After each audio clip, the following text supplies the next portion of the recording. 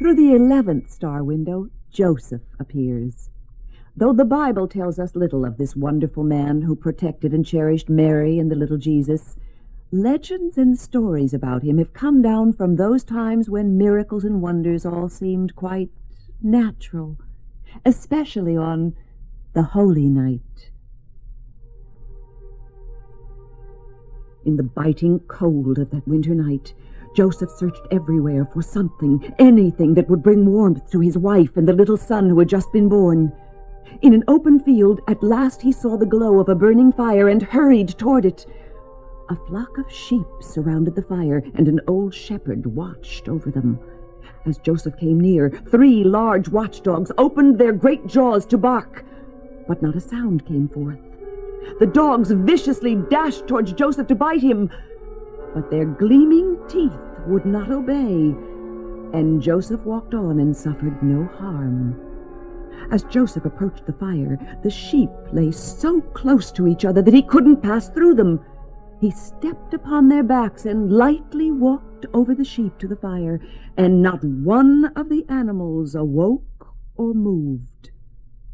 When the shepherd, a surly old man, unfriendly, harsh, saw this strange man approaching, he seized a long spiked staff and threw it at Joseph.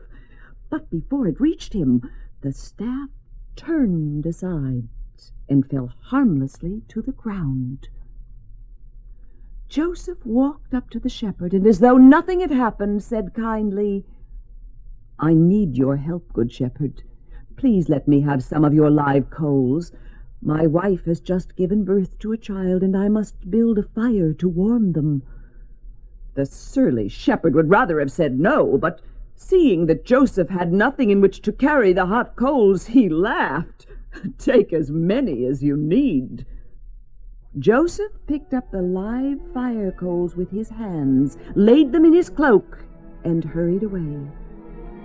His hands were not burned, nor did the coals scorch his cloak. The shepherd stared. "What kind of night is this? The dogs do not bite, the sheep are not scared, the staff does not wound, nor the fire scorch."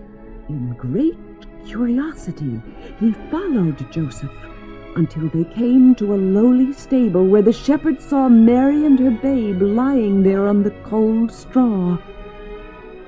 The shepherd's heart was suddenly touched.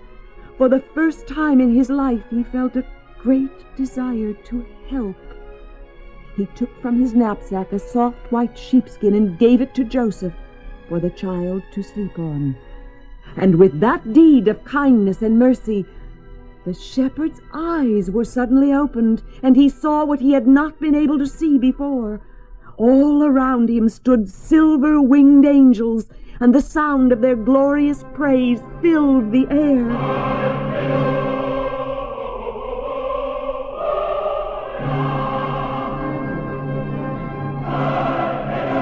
And as the angels passed the Christ child, they glanced at him lovingly.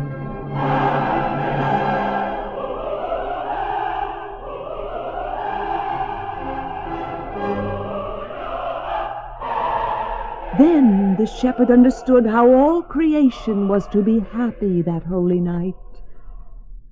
And it is still the same today, for angels are all around us, especially on the holy night, seeking to open our eyes and hearts to the glory of Christmas.